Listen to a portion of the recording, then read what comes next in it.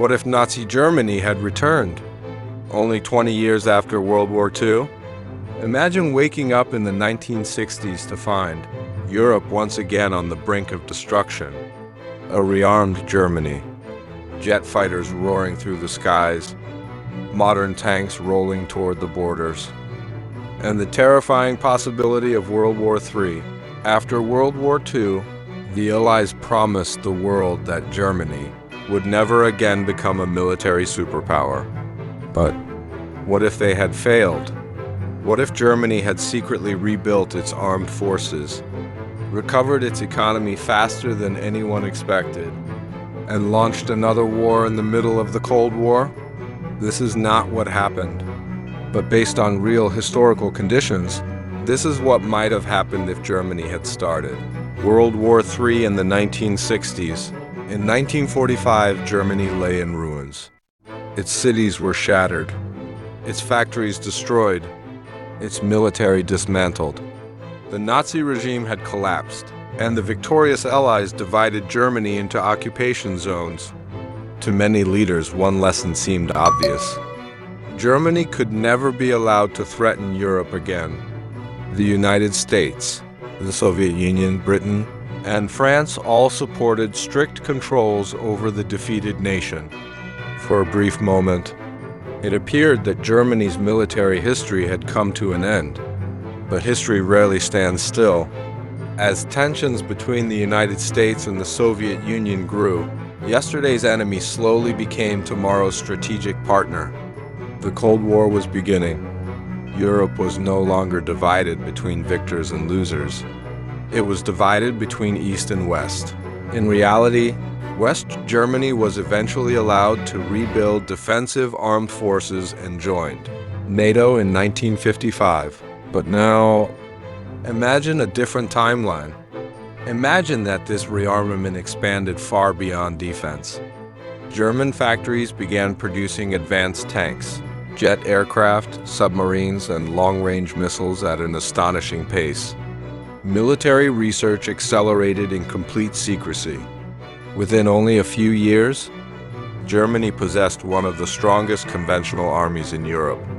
At first, its allies believed the growing military was only meant to deter the Soviet Union, but behind closed doors, a far more dangerous plan was taking shape. By the early 1960s, Europe was unknowingly standing just one step away from another catastrophic war.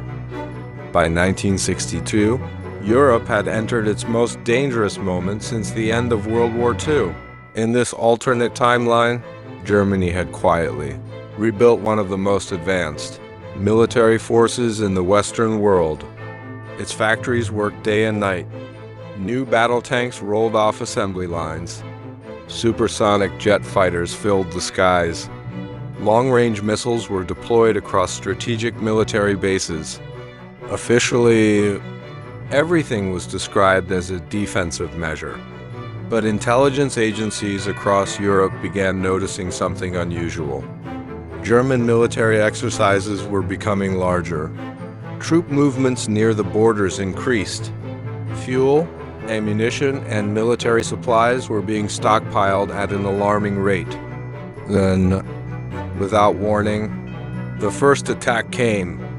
Before sunrise, German armored divisions crossed the border, while waves of jet aircraft struck military airfields and communication centers. Europe was in shock. Within hours, emergency meetings were called in Washington, London, Paris, and Moscow. For the first time since 1945, the world feared another global war. NATO immediately activated its emergency defense plans. The Soviet Union ordered millions of troops toward Eastern Europe. Military aircraft filled the skies. Naval fleets sailed into the North Atlantic. Across the world, families gathered around radios and television sets as breaking news reported that Europe was once again on the edge of catastrophe. Then came the most terrifying question of all. Would this war remain conventional, or would nuclear weapons finally be used? The answer could decide the future of civilization itself.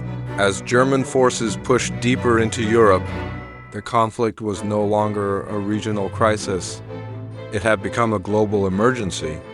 Military headquarters across the world switched to their highest level of alert. American strategic bombers were placed on immediate standby.